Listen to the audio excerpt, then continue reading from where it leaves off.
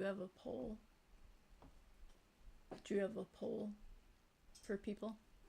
Okay.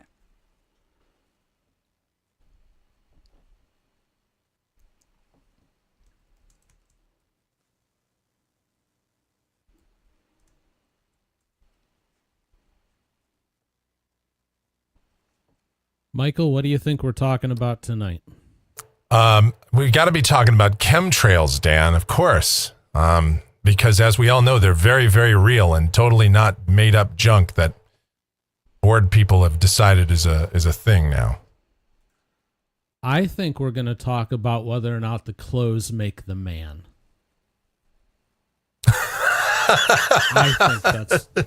I think that's where we're going to go, and I think you're going to get schooled on it. But we'll find out soon enough, I suppose. That'll be twice this week. There you go. I'm Dan. He's Mike. We're in the blind.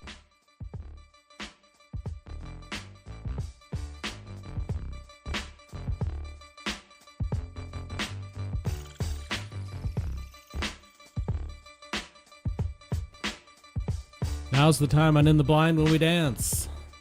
Yep. Oh. We're all dancing. Good evening, everybody. Again, I am Dan. He's Mike. This is In the Blind. This show is special because we have no idea what we're going to talk about. My wife, the producer Beth, has been walking around the house the last 24 hours protecting the laptop like it's her precious. Yes. And I have not been able to get near the laptop or her. So, quite honestly, we just need to get this show over with so I can touch my wife again. So, anyways, we've got... On that note... We've got two topics that she'll give us. We've got 20 minutes each to debate and discuss, and then my personal favorite, the third part, our lightning round of true-false questions, where we find out if our producer is telling us the truth or if she's a lying sack of you-know-what. Mm-hmm. Yep. Shall we? Or a little of both. Yeah, well, that's often the case, yes. Yeah. All right. Nothing is black and white. Shades of gray. There you go. All right, you want to give us topic one? Yes. All right. So I know my openings have been a little wordy, but it's because you guys can blow through topics so quickly, so I have to give you more meat and make it juicier. Anyway, so today we are going to, or tonight, depending on your location, we're going to discuss the modern U.S. food system. It's shaped by a combination of consumer demand, industrial manufacturing, agriculture subsidies, and regulatory oversight, all of which influence ingredient prevalence, processing levels, and food accessibility. At the same time, research into global longevity hotspots, often called blue zones, show populations living significantly longer, healthier lives under different dietary and food production systems. So the discussion becomes, to what extent are national health outcomes shaped by individual choice versus food policy, industrial incentives, and the structure of the food environment itself? Okay. Wow. And do you want a blurb either for you guys or for the audience about what blue zones are? And how does this influence our discussion on the uses of irony? 50 points if you know that reference. Do you want to blurb? Yeah, you should probably explain Okay. blue zones. Blue zones are regions of the world where people live significantly longer than average. They've been studied for unusually high concentrations of people living over 100 years old. The research has focused on lifestyles, diet, environment, and social structures. There are currently 5 that are studied. 1 in Japan, 1 in Italy, 1 in Greece, 1 in Costa Rica, and 1 in California. Cool. All right. Well, I have very strong feelings on this topic, and I've made them clear to you, Beth, and I think I've even mentioned it like on the pre-show and stuff. Our food system is screwed here in the United States. It makes no sense whatsoever. The ingredients are crap. It doesn't even matter what you're talking about. Even our fruit is messed up. They've genetically engineered and picked the strains that have the most sugar in them. So you can't even say, okay, well, berries are good for me. Not really, not compared to what they used to be. So our food policy here in the United States is broken. The fact that so much of it is factory farmed now and corporate controlled is messed up. And I don't think it's doing us any good. I've heard stories, and we've talked with people who have come over from Europe, and they come over here and they try to eat the exact same way as they did in Europe. Same ingredients, same diet, same everything, but they put on weight because the quality of our ingredients is messed up. And there's just so many things that just don't make sense. The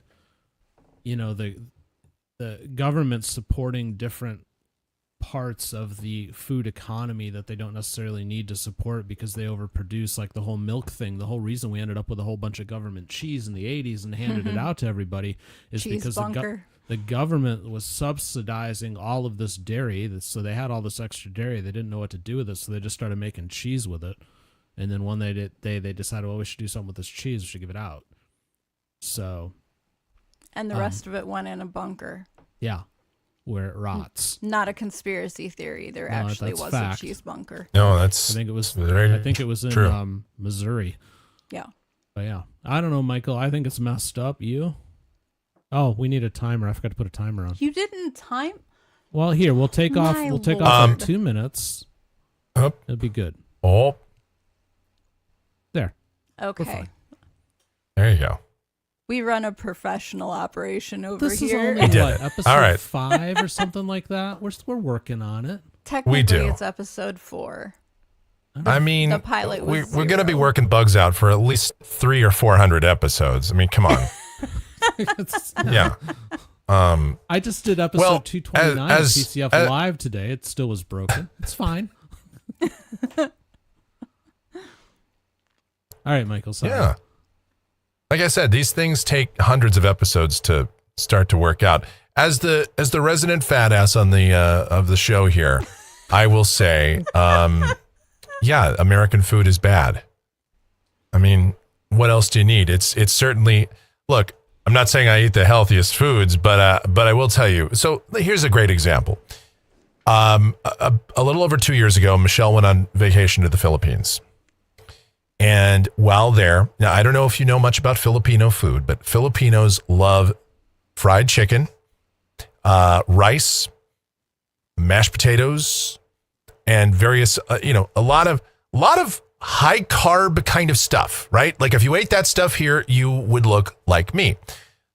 However, when Michelle went there, what did she do? She lost like 8 or 10 pounds in the like 10 days or so that she was there. Why? Because that is, it's different there. She even said the food tastes different. It's still very tasty, but it tastes different. And frankly, I mean, I can't speak because I wasn't there, but she says it tasted better.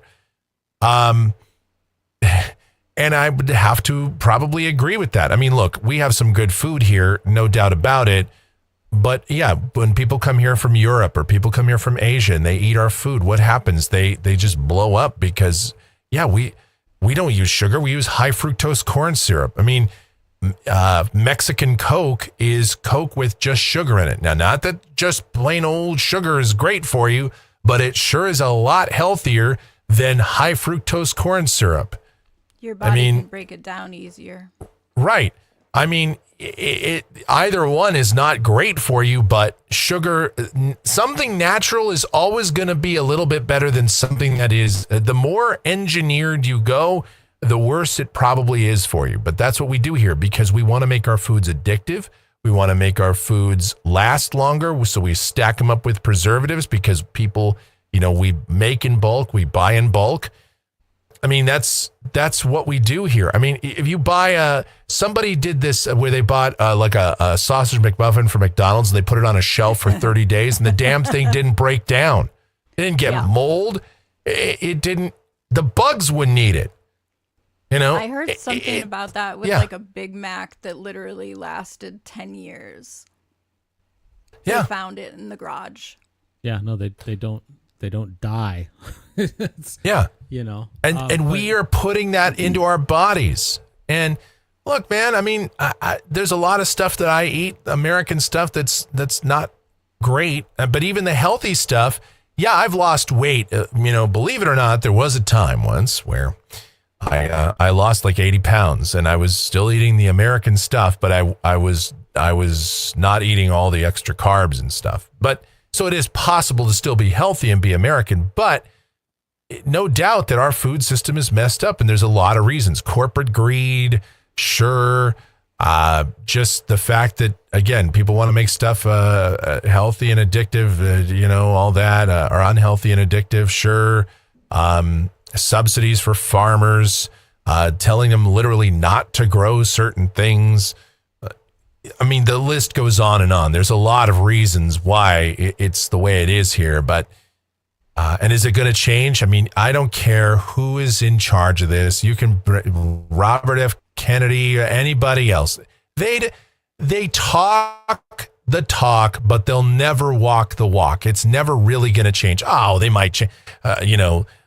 We've put out a different kind of rice that's now available in the store. We've changed the way nutrition facts are presented at the store. Big deal. What does that really do? What does that change? And the answer is nothing. People are still, we have like a 50% obesity rate in this country or something like that.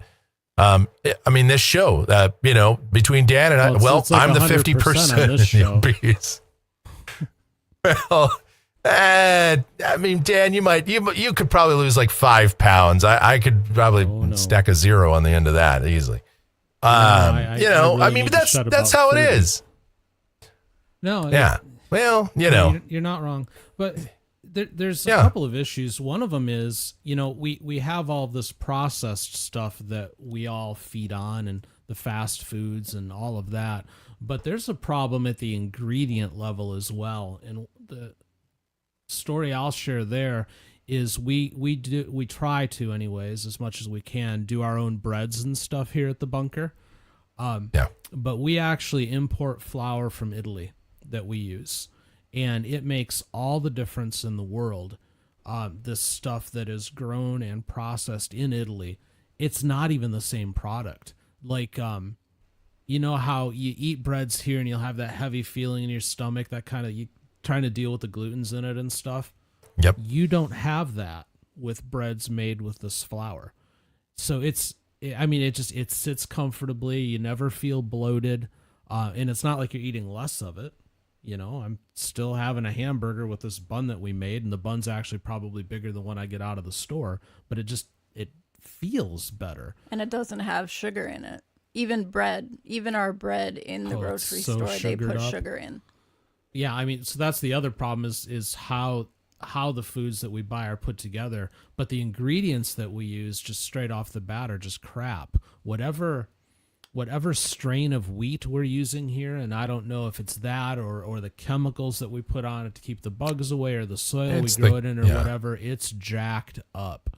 Yep. But we get the stuff from overseas, and it's just a completely different thing. Right. I've had snacks from Australia, like Tim Tams and stuff like that.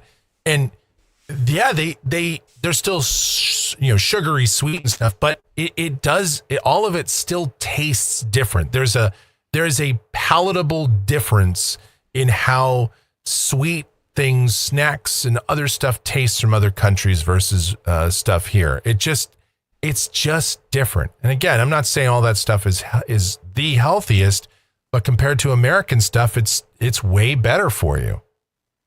No, it certainly is. Change the discussion just a little bit, because Beth also mentioned the whole idea of blue zones. I think food may be playing a part of that in some regions, like in Brazil, for example. They're all eating the acai berry there, which is incredibly good for you.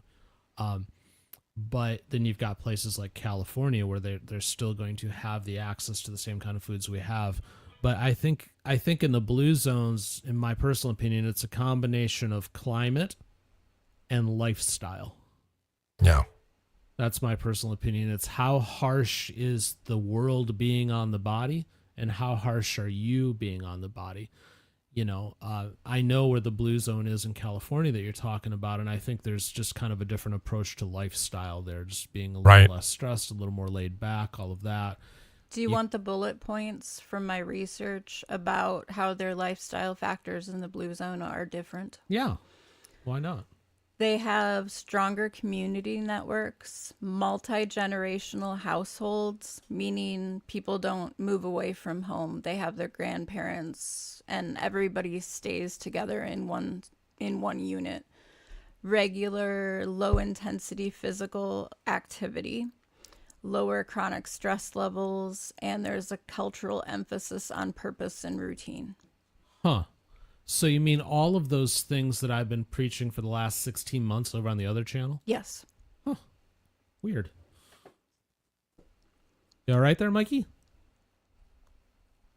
Yeah, one of my lights went out, so I'm trying to get another one.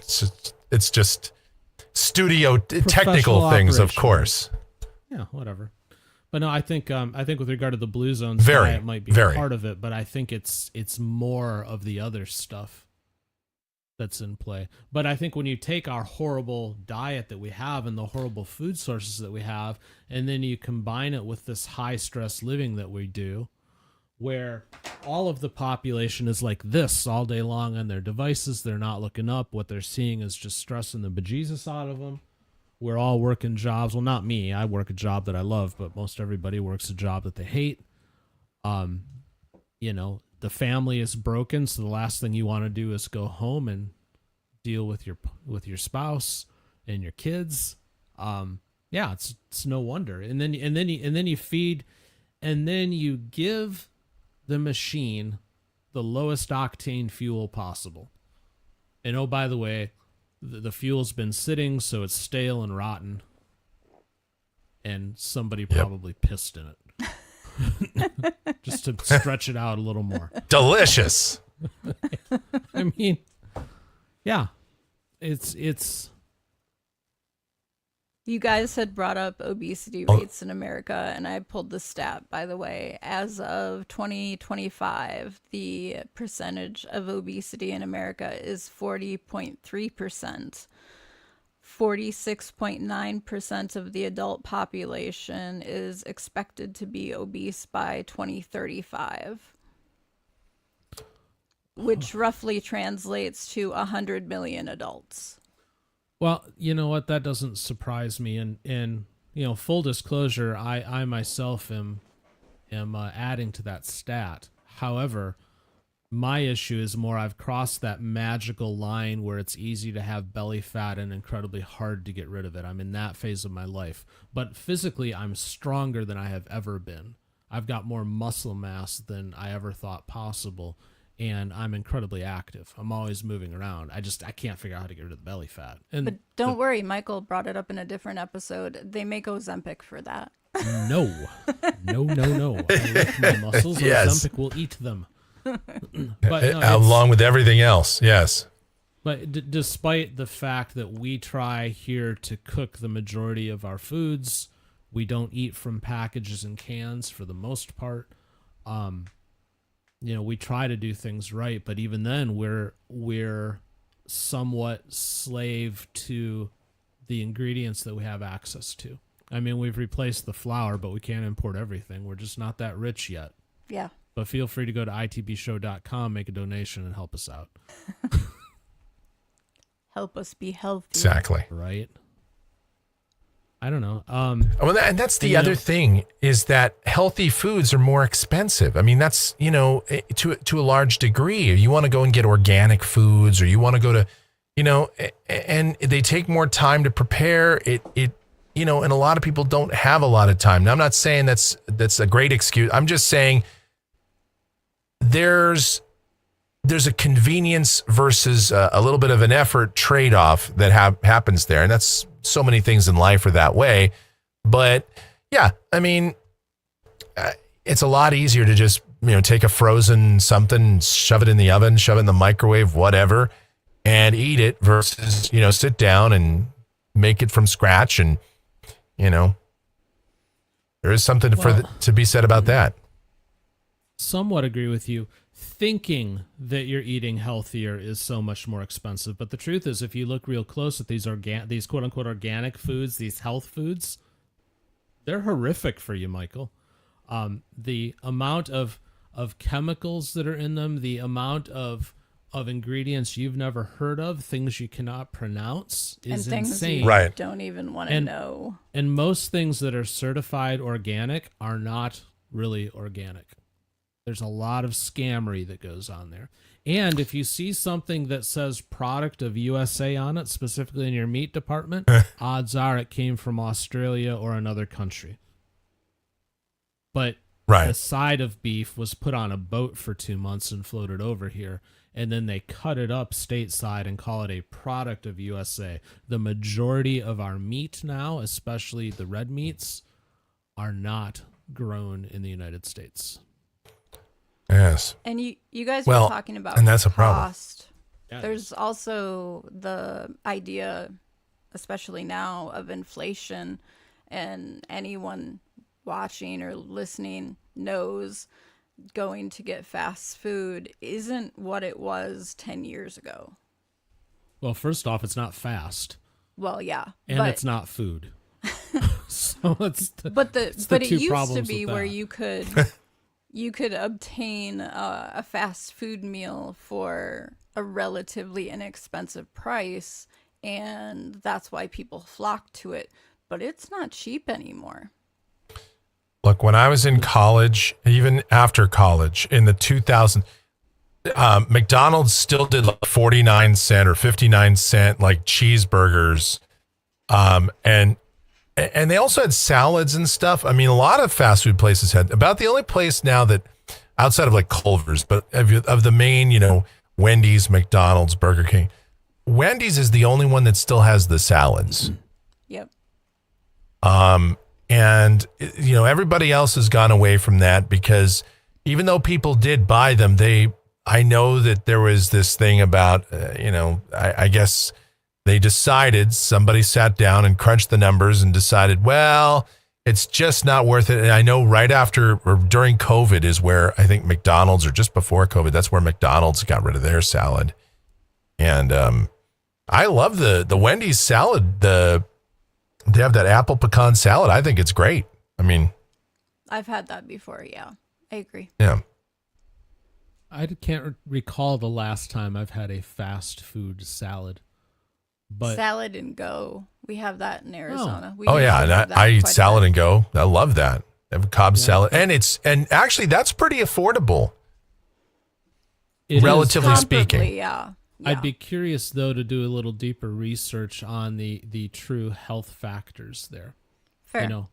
How where are they sourcing their ingredients from?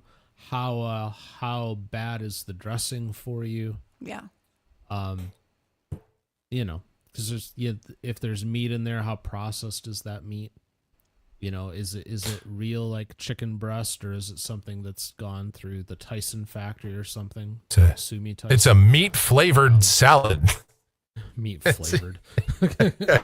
I used to love going to the farmers markets and stuff, because then you're actually getting food to like farm to table. Yeah. I mean, I'm not saying all the farmers may or may not use pesticides, and some of them are very open and clear and disclaim what they do. But even in Arizona, if you want, it's not easy, but you can go and actually purchase raw ingredients. Yep. And we've done it. Yep.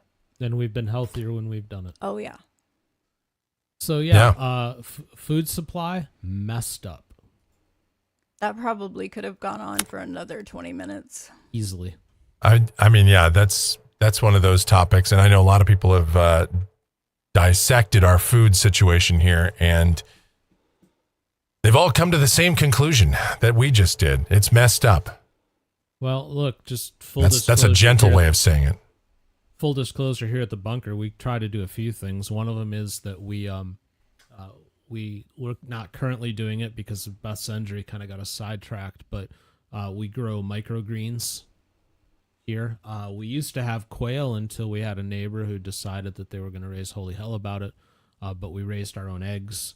And, our ultimate goal in a couple of years is to be on a piece of property where we can start to grow more of our own food and be more self-sustaining more than we are now, because we realize the food supply here is ridiculous. Yeah. And it's just going to kill us faster. Anyways. Next topic.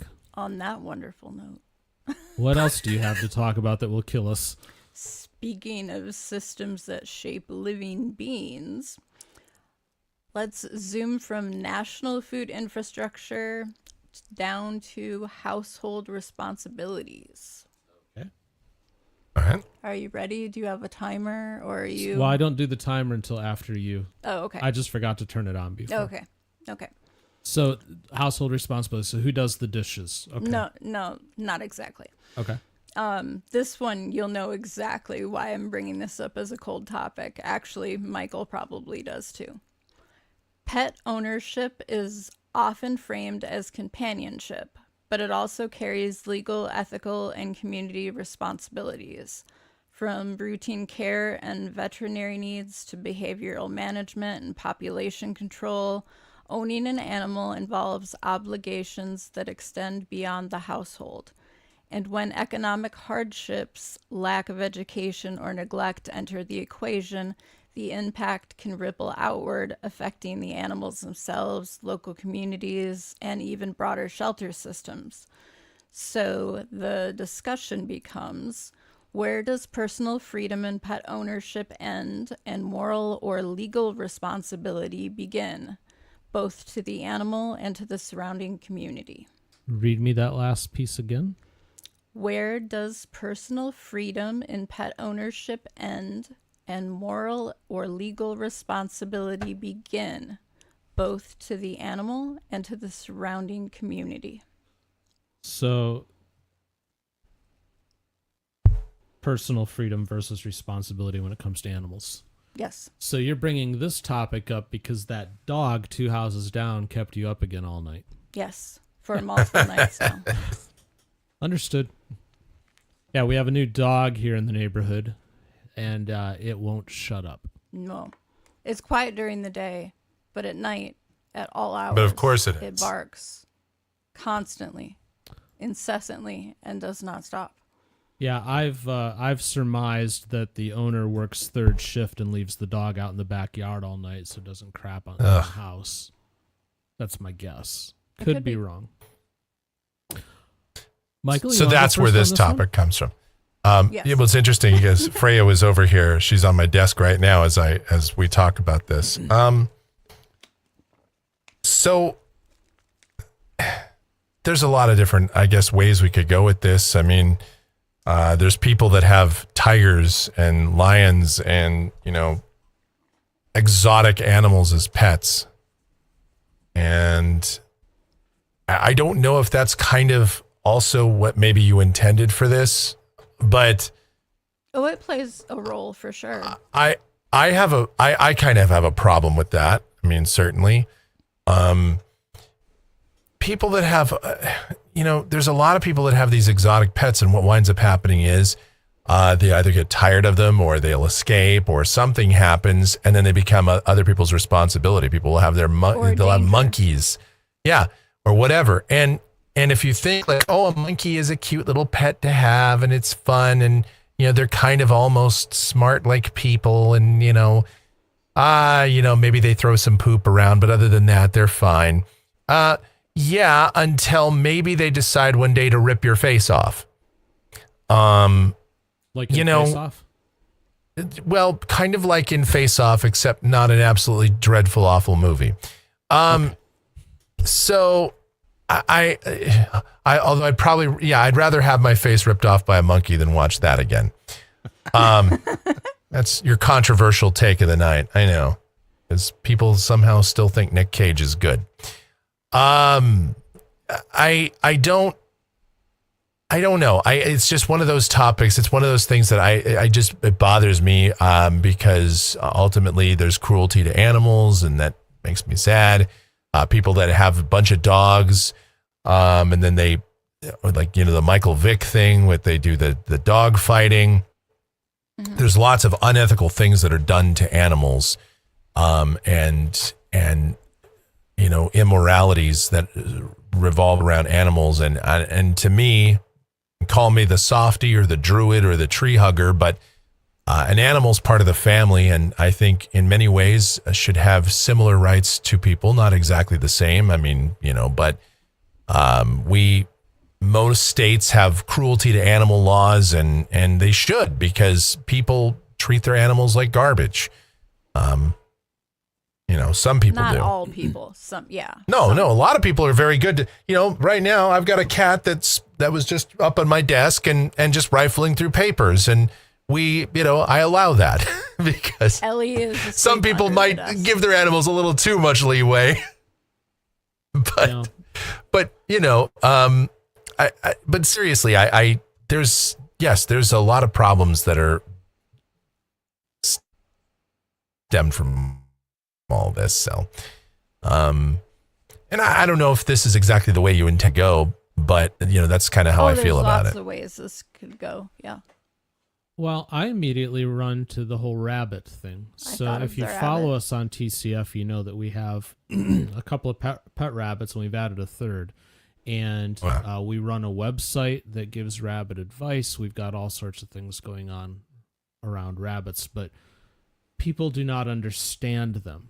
They think that they are getting something closer to a hamster, when in reality they're getting something closer to a cat or a dog. It needs love, it needs to run, it needs things. Yes. But it what is happens not a is, starter pet.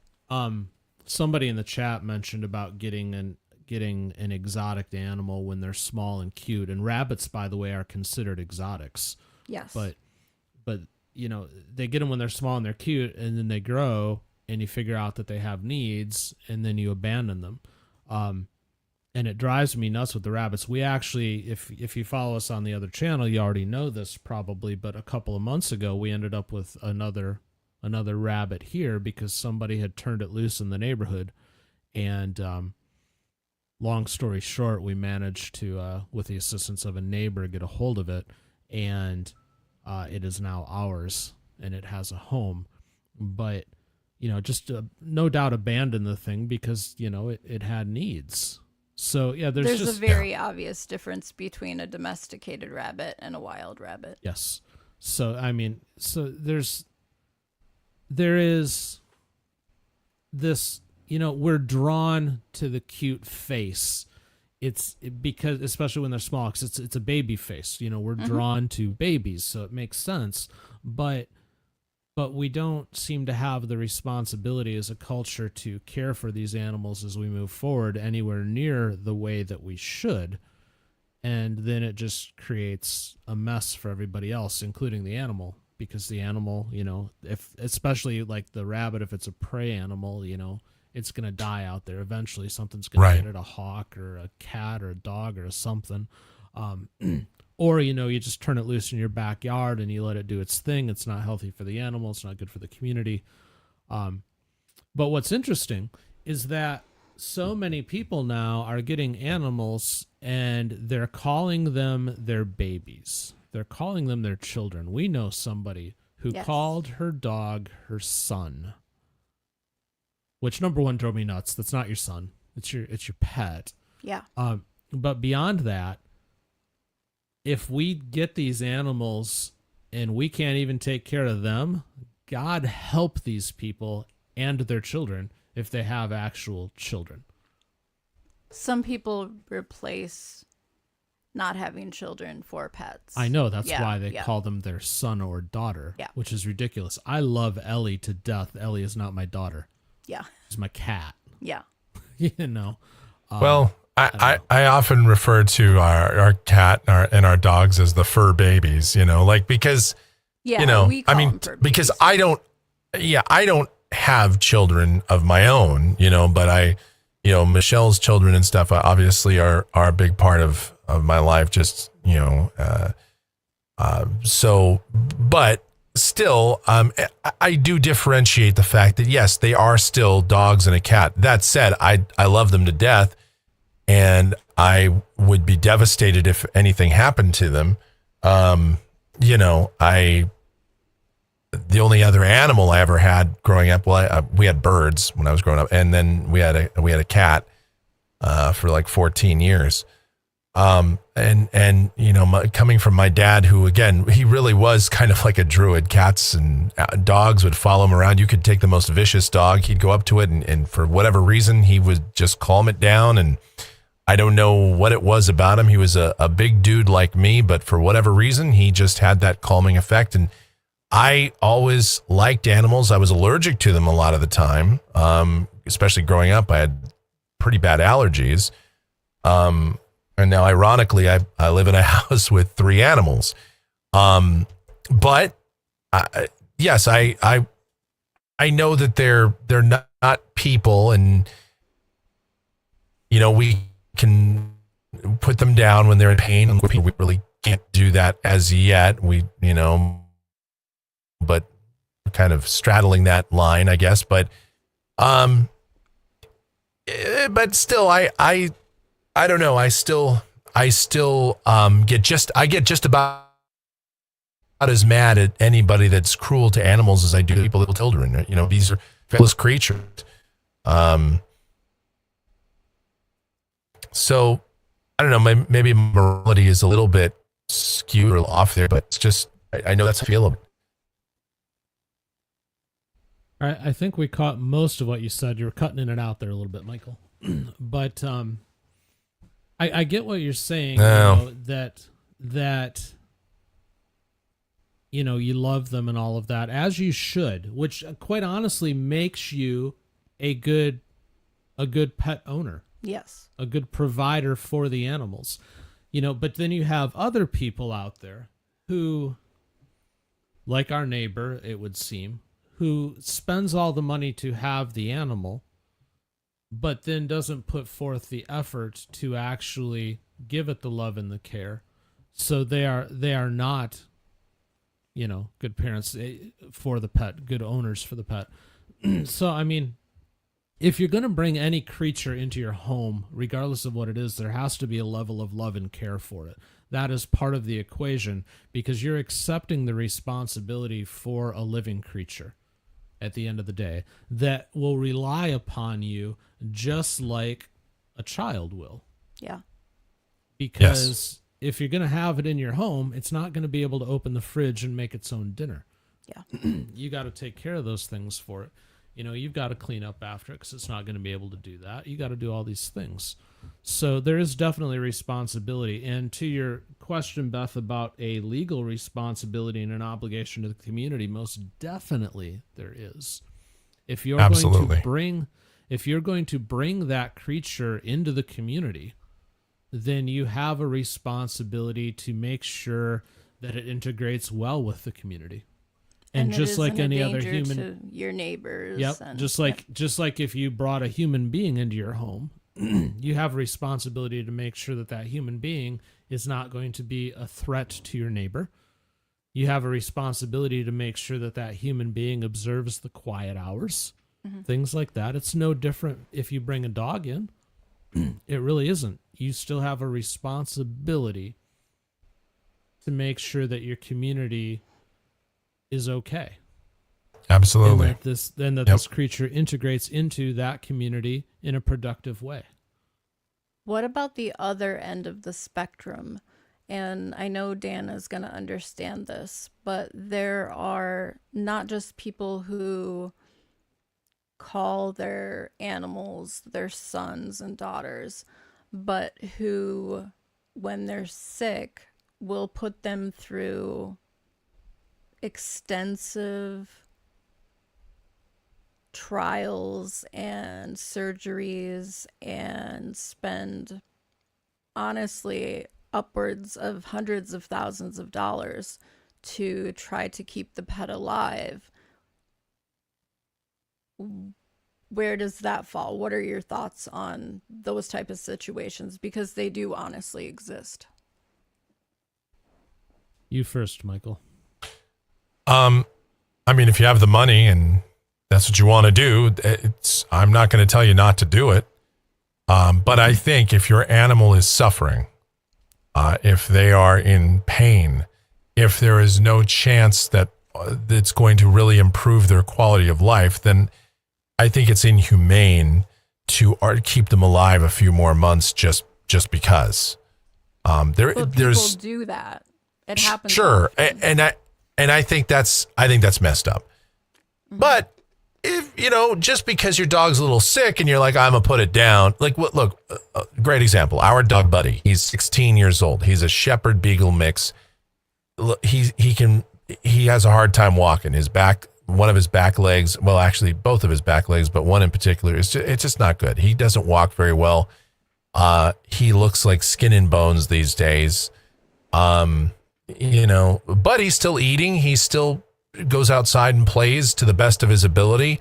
I mean, he poops everywhere all over the floor inside the house and he bothers us. And, with that, it can be messy, but we don't put him down because even though I know that he's not the most comfortable, he's still okay. He doesn't seem to be in constant pain.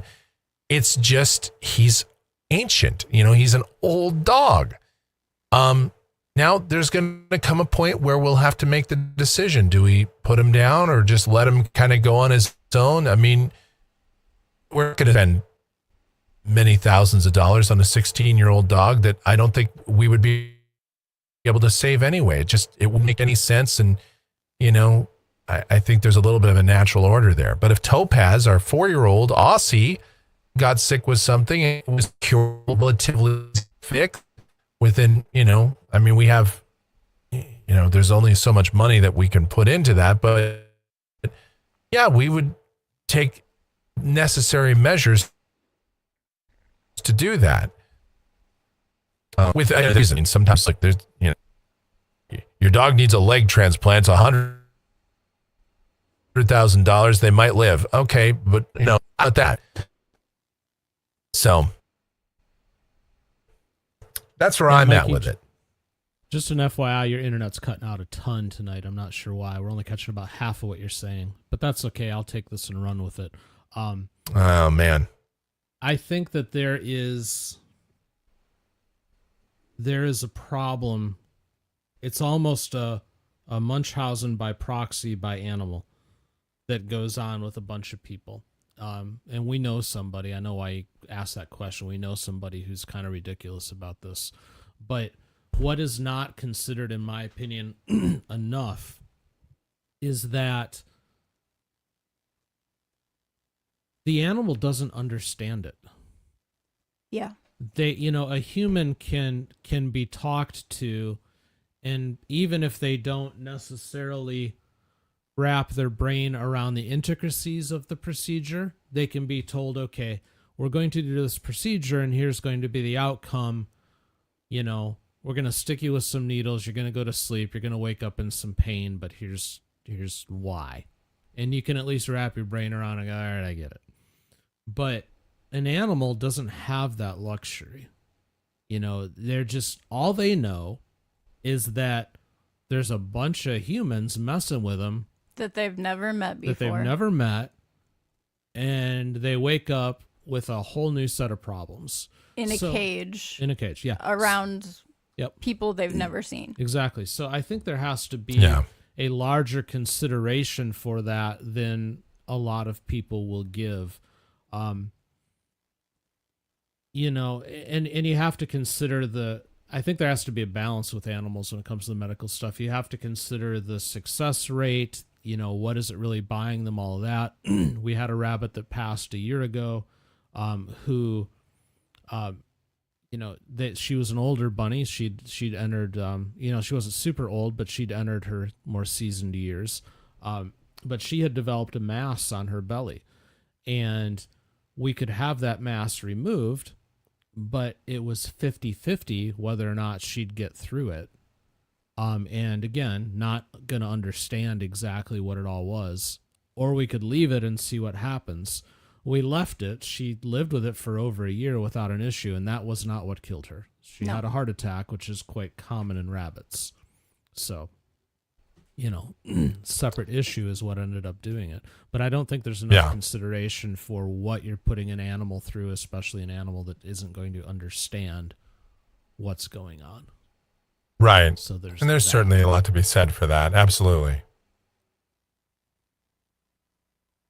What else was on your list? Oh, shelters and neglect. Well, yeah, these animals end up in shelters because so often they're neglected at the maximum level of neglect, just tossed out into the wild, and somebody finds them and turns them into the shelter. And the shelters are overwhelmed. We actually, with the rabbit that we now have, I'd actually made some calls trying to figure out if there was a shelter that could take it and adopt it out, and the answer here was no. None of the rabbit sanctuaries in Arizona were taking rabbits right now because they're so overwhelmed with them. The best I could do was the Humane Society, but they told me it would be a couple of months before they would actually have the space to take on a rabbit. So at that point, you either have to choose, okay, this thing's running around our neighborhood. Do we just let it die? Or do we, give it a home? So we've ended up giving it a home, and, it's been good. It's a wonderful, wonderful creature. Yes. I can't on that one. I cannot understand why somebody turned that thing loose. It makes no sense to me whatsoever. It's a beautiful animal. Yeah. Well behaved. Very well behaved. Yeah, like better than any rabbit I've ever seen. It's Yeah. really weird, but I guess just to kind of start to wrap it up here, there has to be a greater level of responsibility, not only for the community that you're bringing this creature into, but for the creature itself. If you're going to commit to it, you've got to take care of it. And if you can't commit to it, and it's going to be, in a lot of cases, a couple of decades of commitment.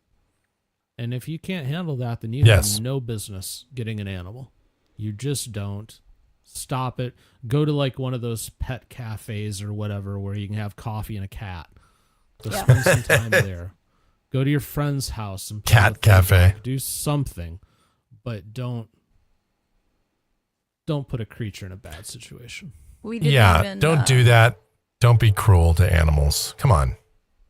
We didn't even stumble into the getting animals spayed and neutered, which also creates additional problems if people are inadvertently breeding animals that then they can't take care of.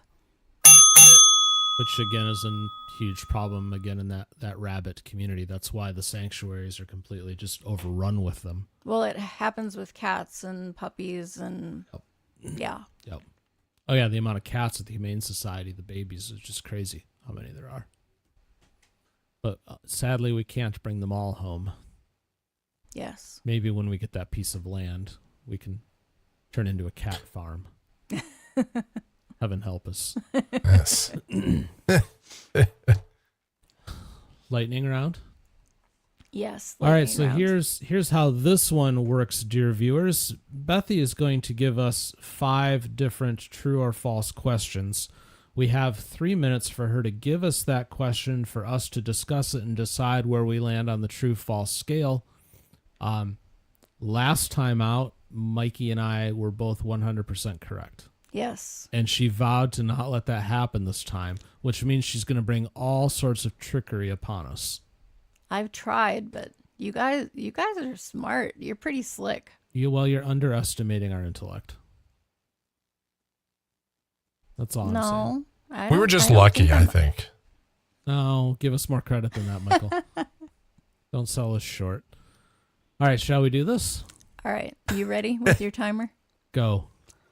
It's scientifically proven that goldfish forget everything after 3 seconds. False. It's not 3 seconds. They are stupid, but I know that goldfish can be trained to run a maze to get to their food, which means they have to remember how to get there. That is something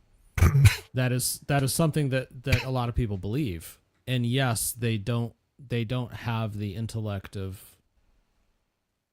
But they're trained. They're trainable. If they see you coming, what do?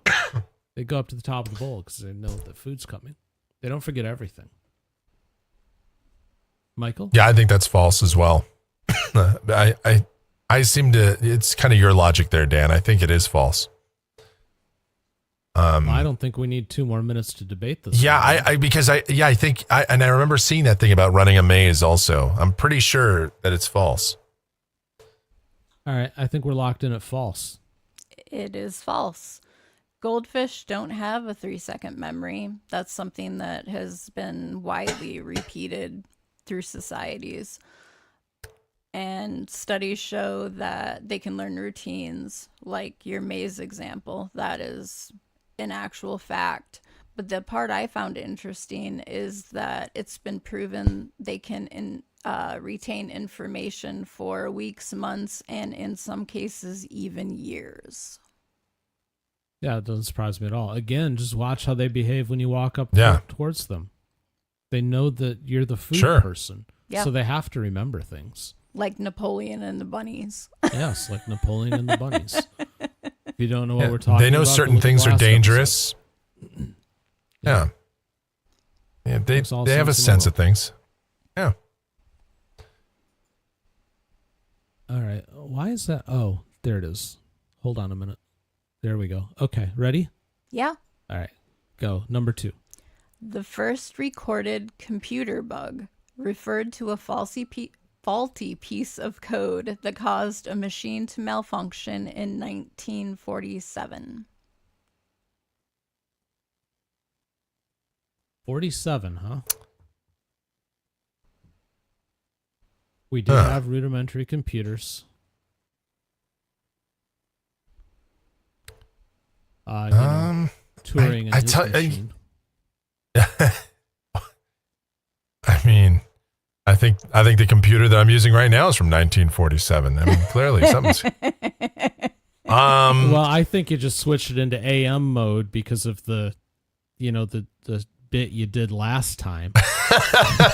So you're getting that signal quality now.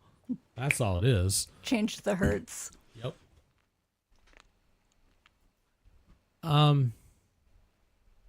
Yeah, I think that's probably true. I'm not sold on the date. But, faulty code is, that's as old as time. Since we all live in a simulation after all. Windows 47. Yeah, I would say it kind of sounds true. 1947 I'm not sure about, but definitely sounds true. I don't think they had the blue screen of death back then, but still. Well, the world was in black and white then. It was the gray screen of death. True. Color television I don't think was invented till like 1954 or something like that. I thought as a young child that color itself was not invented until like the late 60s, early 70s, and the entire world was in black and white. That's awesome. And it was just a Grandpa, tell us about the world. Everybody. It was all black and white and shades of gray. And that's the way it was, and we liked it. And we walked uphill to school both ways. We walked up the hill. It was a gray hill both ways to our black and white schoolhouse. Well, that's why the armies at the time carried the huge flags and stuff. It's the only way you could tell them apart, because regardless of what they wore, all looked the same because there was no color. I had a telephone. My number was 7.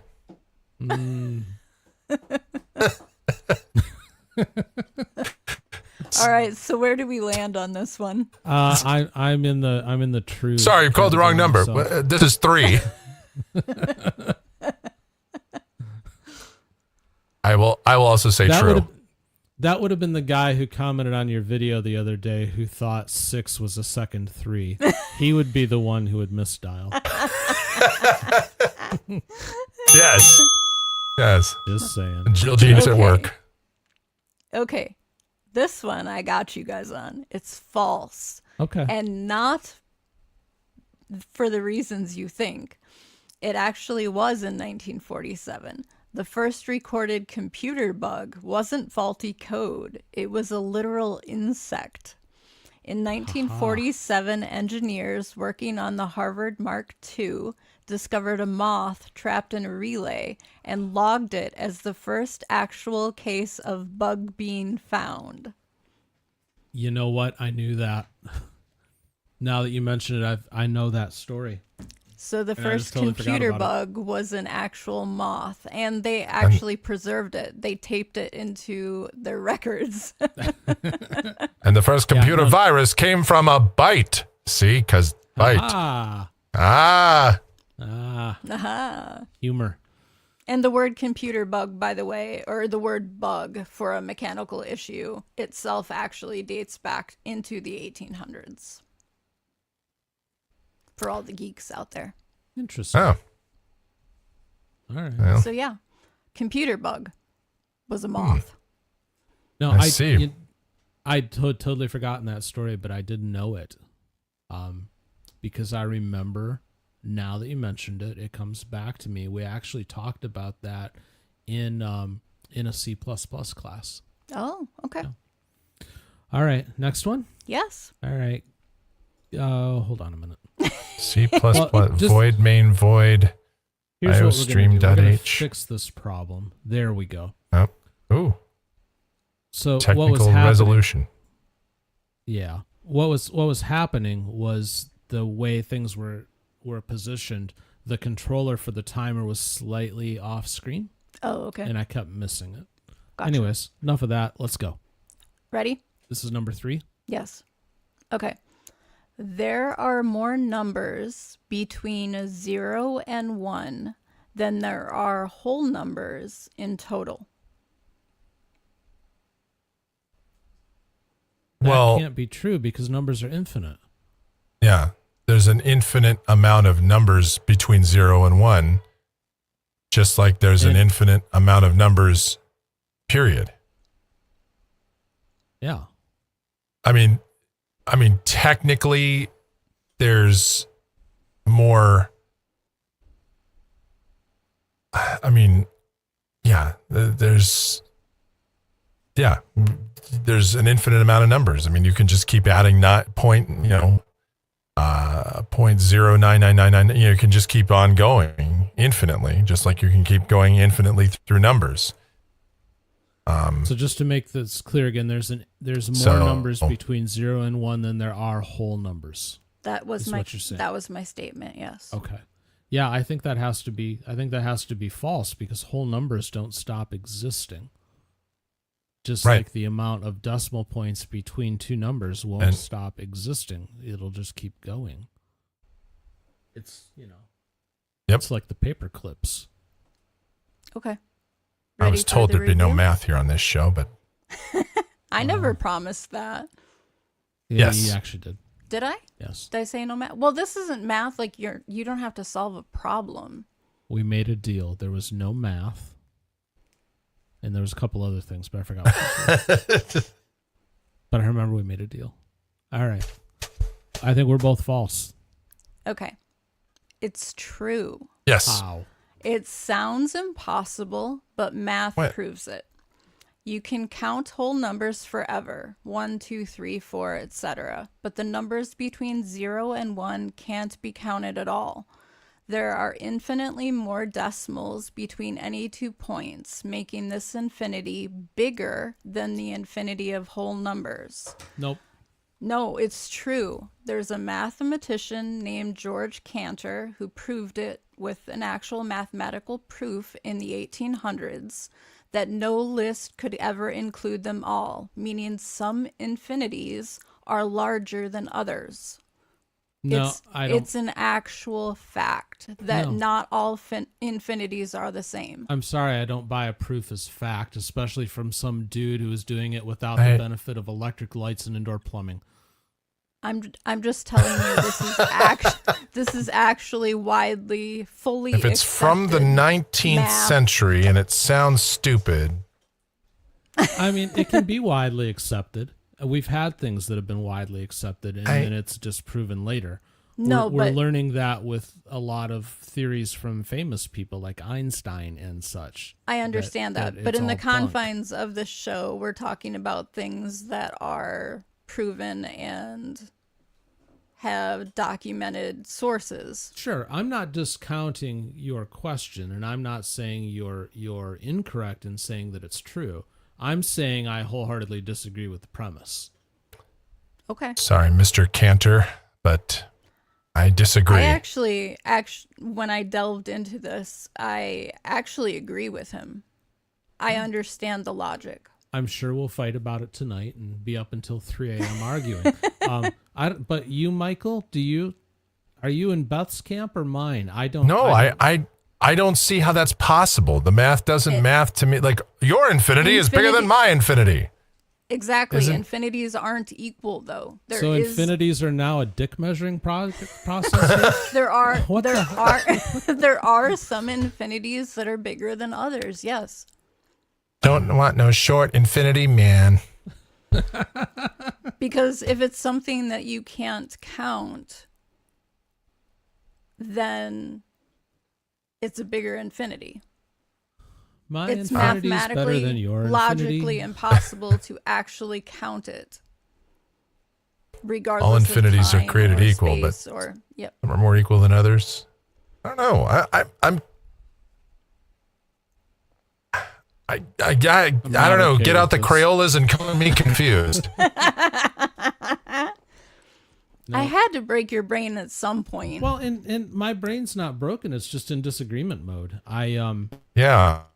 Well, I mean, you can't just throw your glasses and say no. Oh, I can, and I did. No, but I have the proof to back it up. well, you know what? I'll just crumple up some papers and Here's the thing. So we can say it's math, but it's also kind of science. And in either of those cases, we continue to find new things and prove things wrong. Just because it's a proof by somebody doesn't mean it is infinite fact that even God himself would accept. So I get why you're saying true, because the community accepts it as that. I do not. Okay. God created infinity so large that even he couldn't count it. Think that about would that. be a paradox right there. That's another question for another time. It is. All right, number Yes. 4 now? Yes. All right, go ahead. Okay. Make it a better one. Have a question, don't suck. The question didn't suck. What is up? Offense. Anyway. Here's a grade A. Maybe a grade A here in SoCal. Here's a fax. That question really was a stab through the neck. Sincerely, Orenthal. Clones, I am not going to read your OJ takes again today. What is this? This is Jerome, not ladies and 1994. Love it. Okay, back to the question. Go. We're on timer now, guys. Oh, The sorry. iconic beaked plague doctor mask, which has been seen in movies and video games, it's widespread, was purely fictional and never used by real physicians. I honestly don't know. I don't know what the purpose of a physician using it would be. That would be the key. Can we think of a reason, Michael, why a physician would use a beak mask? They want to look like Toucan Sam. Okay, plausible. Something about Fruit Loops. I have no idea. It doesn't make any sense to me. True. I don't. This is one I wouldn't even know. I really can't even assert why that would be a thing. This sounds like something that comes from a writer to me more than it comes from reality. Like something that was passed down in a story or some kind of lore or something like that. And then became popularized in yes. cultural things. Like I'm sure it was on an episode of Grey's Anatomy. Well, everything's been on Grey's Anatomy. It's And just Law like and Order. it's just like every single person has been on Law and Order SVU. Beth and I were Right. on Law and Order SVU Yeah. once. Michael, you were. I know. I saw you. I was. Yes, everybody's been there. I'm I'm a false. I feel like this has to have come from literature or some kind of story passed down through generation that is, some people just become accepted as fact. You said false. The statement is the iconic beaked plague doctor mask, often seen in movies and video games, was purely fictional. Okay, then it's true. And never used by true. physicians. I would say, Yeah, no, I don't think it's real. Yeah. I'm on board with that too. I don't think it's real. So Clones. you're both locked in. Clones. Yeah, we're locked in. Are Jim and I right? No, it's false. Really? The masks were actually real during the 17th century plague outbreaks. Frickin' 17th Physicians wore beaked masks that were stuffed with herbs and spices to filter what they believed was disease-carrying bad air. It was early, like PPE, pretty much, and it was based on flawed medical theory. The mask was just part of it. It was part of their ensemble, for example. The doctors also wore full waxed coats as a fluid barrier, gloves, and they carried canes to examine patients without touching them. Okay, so just to be clear, what you're telling us tonight is that physicians wore a friggin' chicken mask stuffed with the same herbs and spices that Colonel Sanders came up with. Potentially. So it was a KFC mask. And poked people with sticks so that they didn't touch them. Yep, because of the plagues. And that was their protection from the plagues. So the Colonel didn't come up with his recipe. How would they know? He stole it from the 18th century physicians. 17th century. 17th century. Well, if it's from the 17th century and it's stupid, I mean, I see, had I known this is from the 17th century, we could have 1-800-636-8686. Have a question, do not suck, or you will get run. That is the show from SoCal. Can you imagine walking through the street? Or when I was doing this question, I was visualizing this in my head. Somebody sitting in a modern day doctor's office and that thing walks in. Can you just imagine? The screams could be heard Follow your miles nose. away. It always knows. It's like, ma'am, put your legs in the stirrups. Absolutely not. Get me out of here. Let me help you with my 12-foot cane. Dr. Big Bird, give it to me straight. It's like being trapped in a lucid nightmare. All right.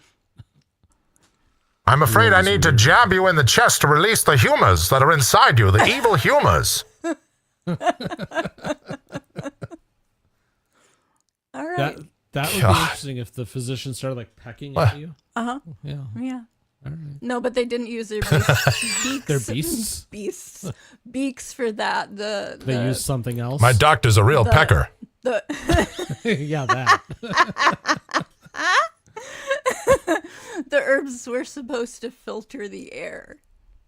Sure. Okay. Yeah. And what's in the magical formula sold at the carnival? Red flannel. Cocaine. Science. Mm-hmm. Oh. And cocaine, yes. She blinded me with science. Or that beak got me in the eye. If you sign up for the newsletter, I'll include a picture so you can all see what this looked like if you can't visualize Really is it two in your cans, head. Sam. Oh, this was the picture that you wanted to share. Okay. Yeah. Yeah, we didn't have time to get that set up. All right, this is the last one now? This is the last one. Go. In the early 20th century, baby cages, metal enclosures attached to apartment windows, were promoted as a healthy way for urban infants to get fresh air. Oh my God. Oh, we're discussing this after the animal stuff. If this is true, then we've gone nowhere in the last century. I'm gonna say it's true. because that's the kind of theme of the show. That's the night it's been. This has to be true. My instinct would say it should be false because humanity should be better than that, but humanity's not, and that needs to be another rule I write down. Yeah, if it involves humanity being like the way it should be, go the opposite direction.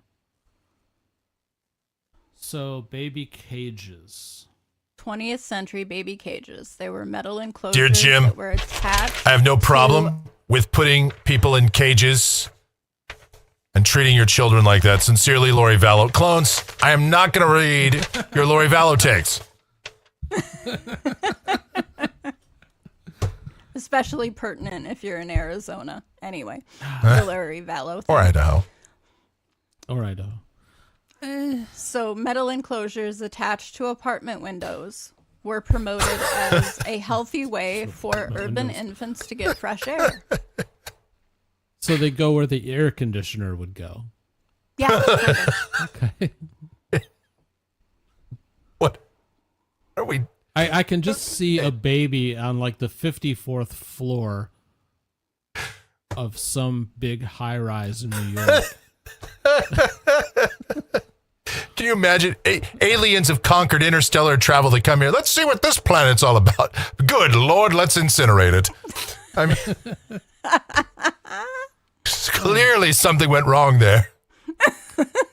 Wow. I feel like this should be false for obvious reasons and because I've never heard of it before, but it's just ridiculous should be, enough that I have to buy I'm going to say it's true. Yeah. I am too. All right. Please Yeah. tell us we're wrong. Are you locked in? Yeah. It's true. Yes. Shit. Damn In it. the early... I mean, we got it right, but I wish we wouldn't have. This is one I wish we would have got. The other ones, it's sad that we got them wrong. This one, I wanted to be wrong. Please don't tell me this is still a thing. No, but Okay. you have to hear the backstory All right. because it's just It is in that Kentucky. unhinged. That's no, it wasn't in Kentucky, and this Well, it is doesn't why matter in Kentucky. They only have like half-story homes there. this is why I It's like left ground it level. for the last question because it was Half a just so star. unhinged, and I knew you would probably throw your glasses, and you did. Okay. In the early 1900s, baby cages were used in cities like London and New York so apartment infants could get fresh air, something doctors at the time believed was essential for health. Some designs were even patented and distributed to urban families. And if that doesn't sound extreme enough, Eleanor Roosevelt, who, if you remember, was the longest running first lady, She put Ever. FDR in a cage and hung him out the window, didn't she? her child. She herself followed that advice, attaching a wire-sided baby cage outside her New York window for her infant daughter's naps. And this was years before the product was even patented. At one point, British housing planners considered baby balconies essential for middle-class apartments. Doctors at the time believed fresh air was critical for infant health. The practice eventually faded due to safety concerns and urban risks. Well, I can get behind the fresh air is good for you thing, but damn it, man, take the baby for a walk. There's pictures, but it's like picture like a chicken coop, wire, no padding, just hanging out the window. So you're envisioning of like aliens coming down and seeing children. What if a hawk Thank you for lands joining on us top on of it and tonight's starts pecking Fireside at the Chat. kid? Well, it's completely contained. It's a cage. It's got wire all around it. Yeah, but that doesn't A preclude chicken in every a pot bird from and a landing child in on every it cage and hanging out a pecking window. through it and pecking at the kid. That is also true. Yeah, a chicken in every pot and a kid in every window. Yeah. So It yeah. was FDR's promise to America. At one point, they were actually in vogue, and there were upper middle class societies that were What are you promoting looking it, at? and yeah, the cool new thing: put your baby in a cage out the window. What if some kids were playing basketball and the basketball hit the cage and knocked it loose? Did they play basketball in the 1900s? Yes. Early 1900s? Yeah, that game was invented in the 1880s or something. Naismith invented it in like 1886 or whatever it was.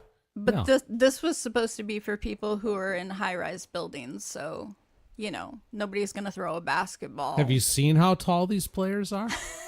I'm just saying. It's a good thing they didn't have drones back then.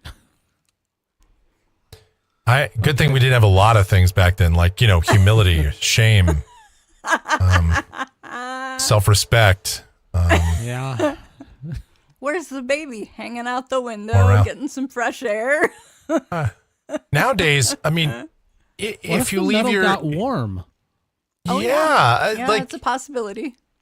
I mean, I know London, that really probably wouldn't be too much of an issue, but still, it would be cold. Is this how tattoos were invented? Scorch it onto the skin, and somebody said, "Oh, that looks cool. Can you put that pattern on my arm?" Yeah. It wasn't just London, Please though. put that Like I said. thing in the cage. Ugh.